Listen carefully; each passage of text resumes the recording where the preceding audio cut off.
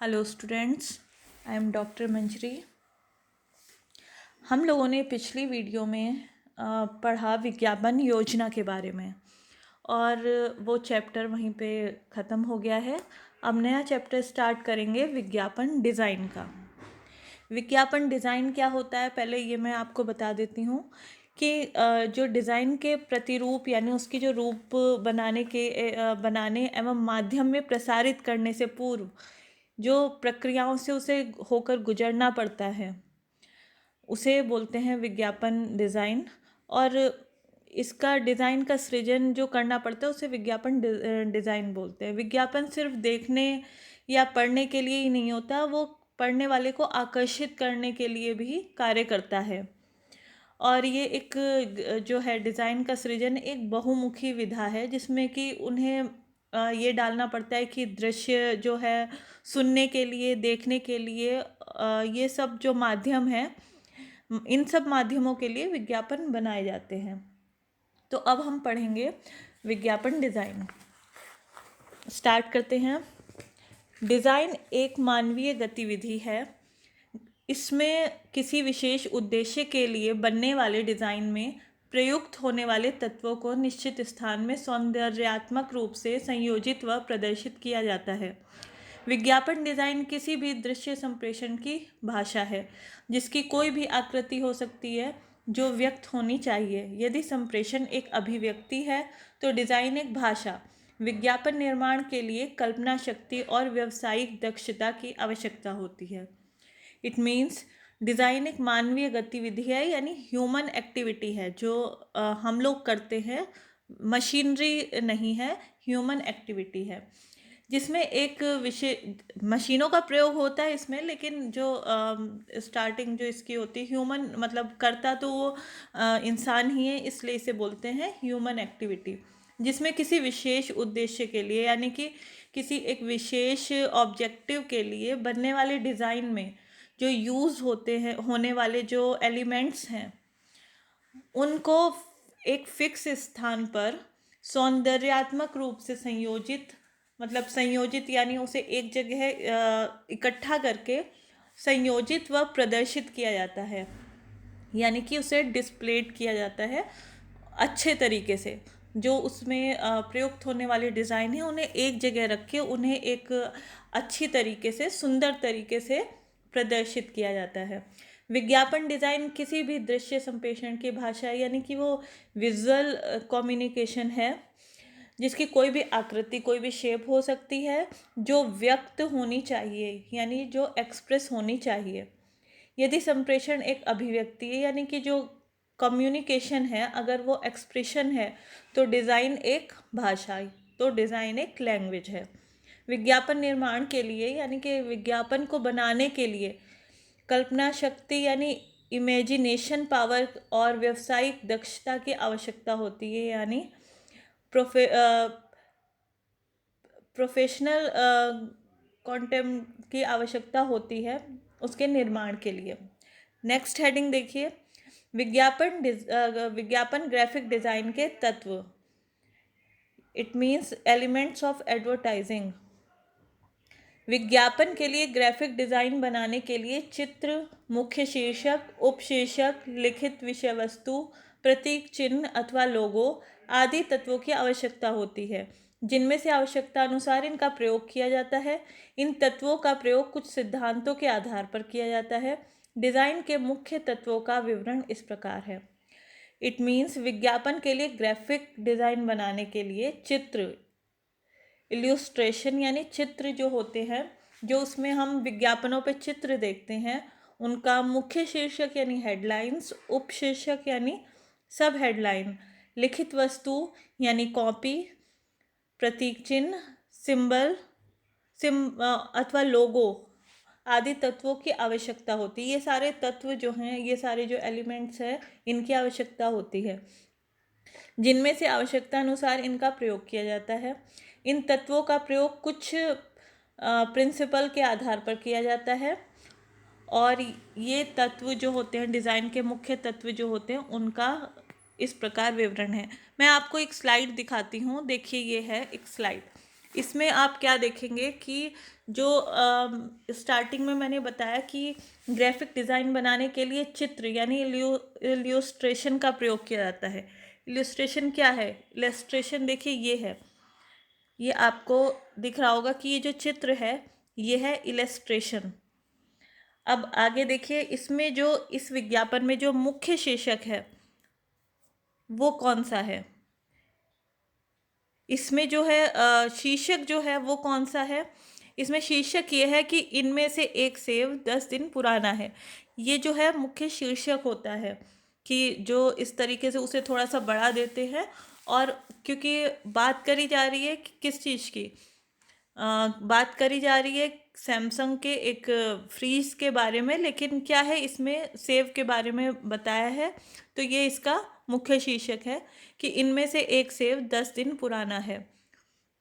और इसका जो नेक्स्ट है आपका सब हेडलाइन यानी उपशीर्षक, वो ये है देखिए, सैमसंग बायोफ्रेश तकनीक के साथ आप अंदाज़ा नहीं लगा सकते कौन सा। मतलब जो ये सैमसंग की क्वालिटी दिखाई है, कि फ्रिज की जो क्वालिटी दिखाई है कि इसकी इस टेक्निक के साथ आप अंदाज़ा नहीं लगा सकते कि कौन सा, तो ये इसका उपशीर्षक हो गया। अब नेक्स्ट आपका आता है कि बॉडी कॉपी। बॉडी कॉपी क्या होती है आपकी? देखिए इसमें दिया है कि सैमसंग बायोफ्रेश रेफ्रिजरेटर एक ऐसी आधुनिक, यानी कि इसमें उसके बारे में दिया हुआ है कि ये इतनी इसमें इस टेक्निक से युक्त है और इसमें क्या क्या क्वालिटी हैं। बॉडी कॉपी में ये दिया हुआ है और ये थोड़ा सा छोटा होता है। मेन जो शीर्षक होता है वो बड़ा होता है, उपशीर्षक उसके साथ होता है, वो उसके बारे में बताता है, और बॉडी कॉपी जो होती है उसे थोड़ा छोटा दिया जाता है। जो सहायक, ये जो इलस्ट्रेशन था यानी जो चित्र था, जो ये मेन चित्र था, इसका सहायक इलस्ट्रेशन ये है, यानी कि ये भी चित्र है, लेकिन ये किस चीज़ का है? जो उसका उद्देश्य है, यानी सैमसंग का जो ऐड कर रहे हैं तो उसका ये चित्र है, उस फ्रिज का ये चित्र है, तो इसे सहायक इलस्ट्रेशन बोलेंगे। तो ये जो हैं, ये हेडलाइन, ये जो ये हैं, ये डिज़ाइन के विभिन्न तत्व हैं। और ये क्या चीज़ है? लोगो टाइप, यानी कि ये जो सैमसंग लिखा हुआ है ये उसका लोगो टाइप है। अब हम लोग आते हैं अपने उसी स्लाइड पे। फर्स्ट पढ़ेंगे इसमें ए मुख्य शीर्षक, हेडलाइंस। यह विज्ञापन का सबसे महत्वपूर्ण तत्व है। यह मुख्य संदेश होता है जिसके कारण उपभोक्ता पूर्ण विज्ञापन संदेश को पढ़ने के लिए प्रेरित होता है।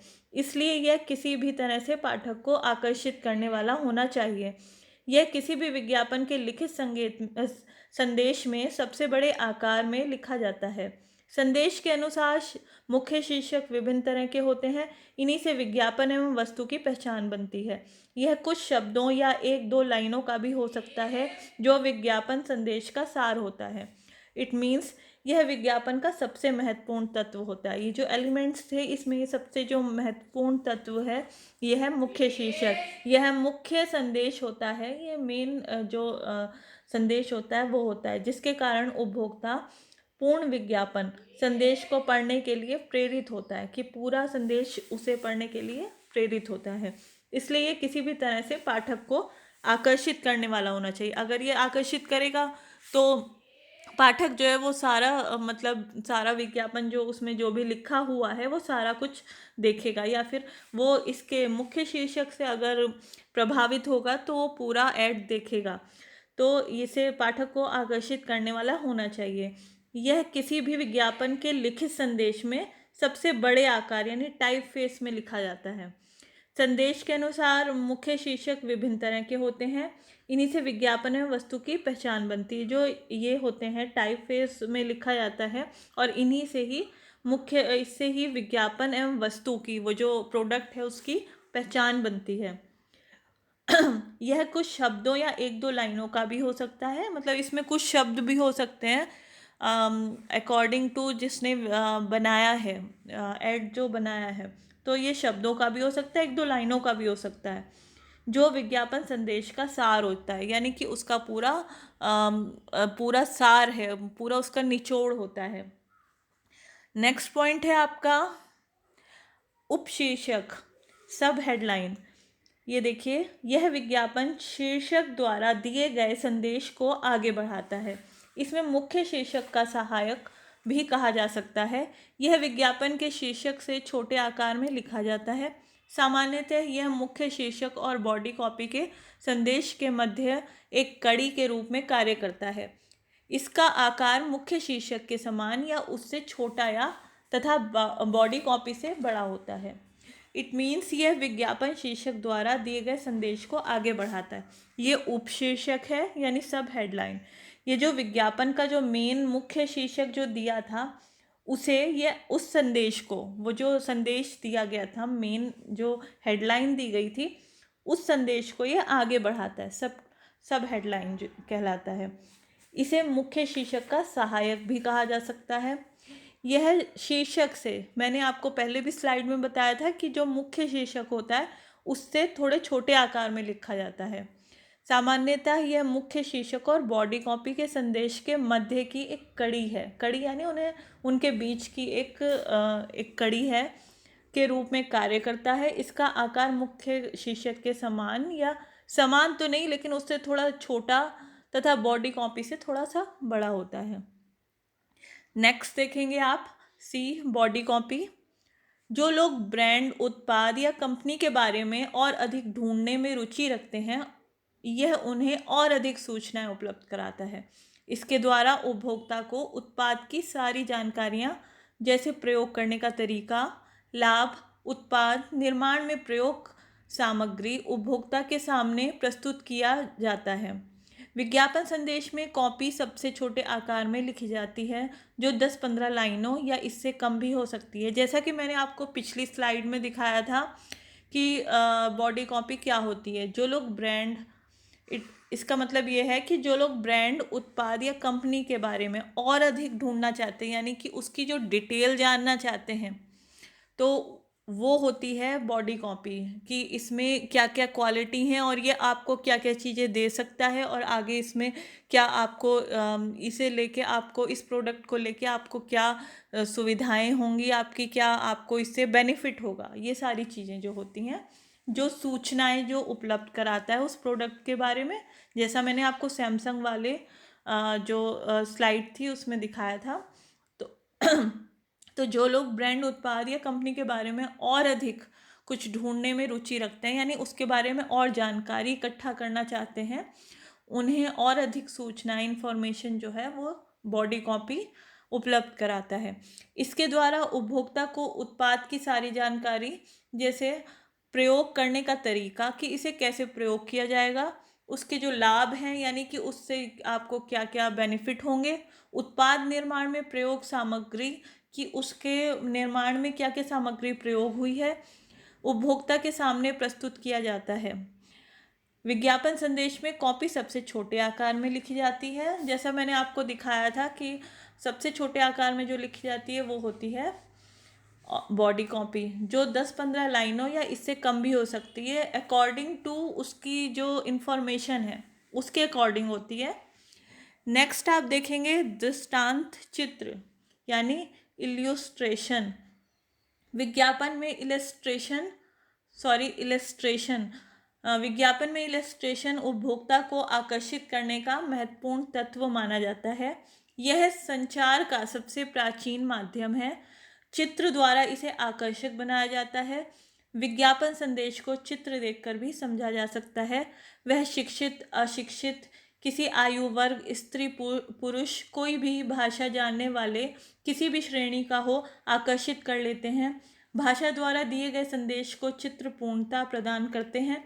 विज्ञापन में मुख्य चित्र की सहायता के लिए छोटे छोटे चित्रों का प्रयोग किया जाता है। इन्हें सहायक चित्र कहा जाता है। इट मीन्स विज्ञापन में इलस्ट्रेशन उपभोक्ता को आकर्षित करने, यानी जो उसमें चित्र दिखाया था मैंने आपको सैमसंग वाली स्लाइड में, तो इलस्ट्रेशन का दिखाया था, उसमें बताया था कि ये जो चित्र होता है उसे बोलते हैं इलस्ट्रेशन। उपभोक्ता को आकर्षित करने का महत्वपूर्ण तत्व माना जाता है।